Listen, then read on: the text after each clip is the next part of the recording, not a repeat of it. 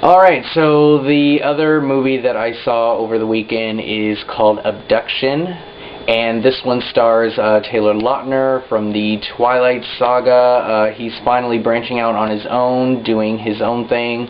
He actually has the lead in this movie.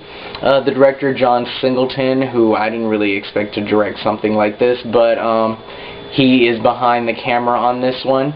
It's an action sort of thriller, I guess, or just an action movie about a kid who finds out that the parents that he's living with is not really his parents at all, and so trying to find out the truth about his past. There are actually people after him for the same reason that he is with these pseudo-parents, and it's sort of just a cat and mouse sort of action film from beginning to end as he races through time and tries to figure out what's going on and who he really is before he's caught.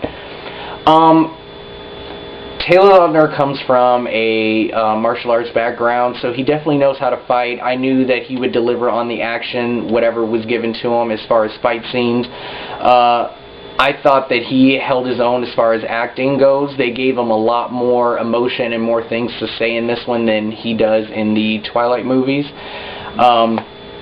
Other stars in this movie is Maria Bello and Jason Isaacs.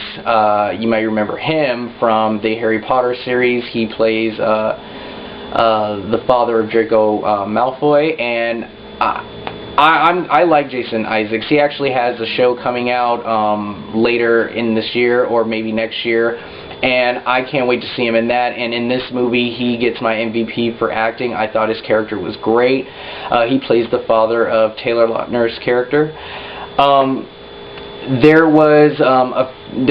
Taylor Lautner had a couple of friends who sort of played his buddies throughout the movie, and one of them was Denzel Whitaker, who is son of Forrest Whitaker. And something about his acting I just didn't like at all. I want to say that was probably one of the bad things about this movie. For some reason, his acting was like he was auditioning or playing a role in a Disney show.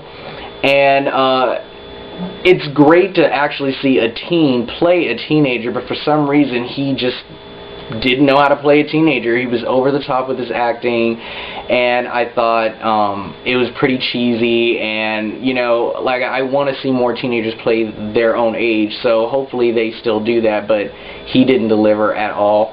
As far as the writing, it was pretty par. It was an okay story.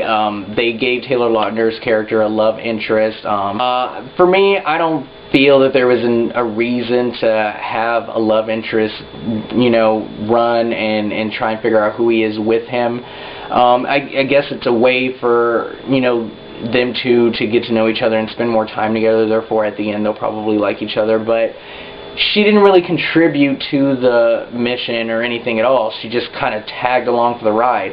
If she had played a part in what was going on and actually assisted or helped in any way throughout this movie, then I actually would have been okay with her, you know, running around with him. But again, she was just somebody for him to fall for at the end, and so I think they really failed there on trying to be clever.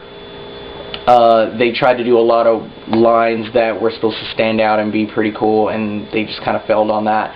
So do I recommend this movie? No, there's absolutely no reason for you guys to see this right away, especially in theaters. As far as replay value, I've seen it. I'm happy I saw it, but I don't need to see it again. So overall, I think I'm going to give this movie a 2 out of 5, maybe 2.5 out of 5 for its genre. It actually did deliver some okay action.